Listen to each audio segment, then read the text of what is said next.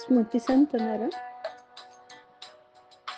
এই ডিজিটাল কবিতা আসরে ମୁଁ ନିହାରିକା ରାୟବରାଳ ମୋର ସମସ୍ତ କବିବନ୍ଧୁମାନଙ୍କୁ ଅନେକ ଶୁଭେଚ୍ଛା ତଥା ସମ୍ପାଦିକା କବି ସବିତାରାଣୀ ବେହେରାଙ୍କୁ ଢେର ଢେର ଭଲ ପାଇବା।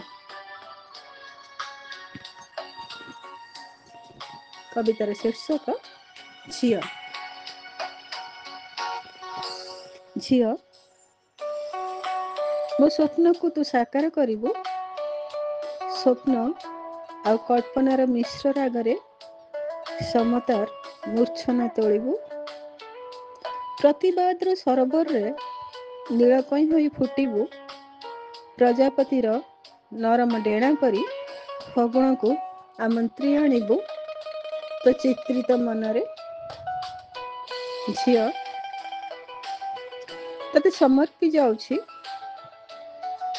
ସମର୍ପି ଯାଉଛି ମୋ ଅଧା ଲେଖା କବିତା, ମୋ ଅଧା ଦେଖା ସ୍ୱପ୍ନ, ଅଧା ଗଢ଼ା ଗଳ୍ପ। ମୋ ଅର୍ଥହୀନ ଜୀବନକୁ ତୁ ଶବ୍ଦାର୍ଥ କରିବୁ, କୃତାର୍ଥ କରିବୁ। ଅସମ୍ପୂର୍ଣ୍ଣକୁ ସମ୍ପୂର୍ଣ୍ଣ କରିବୁ, ଅପୂର୍ଣ୍ଣକୁ ପୂର୍ଣ୍ଣ କରିବୁ। ଝିଅ, ନିଜର ବିଶ୍ୱସ୍ତ ଭାବ ଉପରେ ଭରସା ରଖିବୁ। ନିଜର ବିଶ୍ୱସ୍ତ ଭାବ ଉପରେ ଭରସା ରଖିବୁ। ତୁ ଅନନ୍ୟ ହେବୁ, ଅନବଦ୍ୟ ହେବୁ। ଭେଦ ବିଭେଦତାର କଣ୍ଟା ଝଣ୍ଟାକୁ ଡେଇଁଯିବୁ ତୁ ଲଳିତ ପାଦରେ।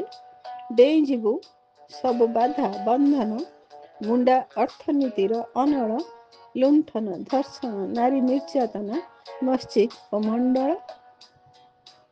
ସବୁକୁ ଚଳୁ କରି ତୁ ନୀଳକଣ୍ଠ ସାଜିବୁ। ସବୁକୁ ଚଳୁ କରି ତୁ ନୀଳକଣ୍ଠ ସାଜିବୁ। ତେବେ ଯାଇ ଦେଖିବୁ କ୍ଷତରୁ ଝରୁଥିବା ରକ୍ତର ବି ରୋମାଞ୍ଚ ଅଛି। ଗଛରୁ ଝଡୁଥିବା ପତ୍ରର ବି ଆକାଂକ୍ଷା ଅଛି। ଅମାବାସ୍ୟାର ଆକାଶରେ ଜହ୍ନର ବି ଅସ୍ତିତ୍ୱ ଅଛି। ତୋ ପାଇଁ ସବୁ ଶିକୁଳି ଖୋଲି ଯାଇଥିବ। ତୋ ପାଇଁ ସବୁ ଶିକୁଳି ଖୋଲି ଯାଇଥିବ। ତୁ ଚାଲିପାରିବୁ ପୃଥିବୀରୁ ଆକାଶକୁ, ଗ୍ରହରୁ ଗ୍ରହକୁ, ବିନା ଶଙ୍କାରେ, ବିନା ତ୍ରସ୍ତତାରେ। ତୁ ଦେଖିବୁ ସୂର୍ଯ୍ୟର ପ୍ରଥମ କିରଣ ନୂଆ ସକାଳରେ। ପଢ଼ିବୁ ଗୀତାର ପ୍ରଥମ ଶ୍ଲୋକ ଫୁଲଙ୍କ ସହରେ। ଝିଅ, ତୋ ଦେହରେ ପିନ୍ଧେଇ ଦେଉଛି ଦମ୍ଭର ପୋଷାକ। ତୋ ଦେହରେ ପିନ୍ଧେଇ ଦଉଛି ଦମ୍ଭର ପୋଷାକ। ଆତ୍ମବିଶ୍ୱାସର ଓଢ଼ଣୀ, ନିର୍ଭୀକତାର କବଚ। ଦେଖାଇ ଦେଉଛି ଯେଉଁ କଣ୍ଟକିତ ପଥ। ତୁ ଚାଲ ଝିଅ, ସଗର୍ବରେ, ଦର୍ପିତ ପାଦରେ। ଅବଗୁଣ୍ଠିତ ଠାଣିରେ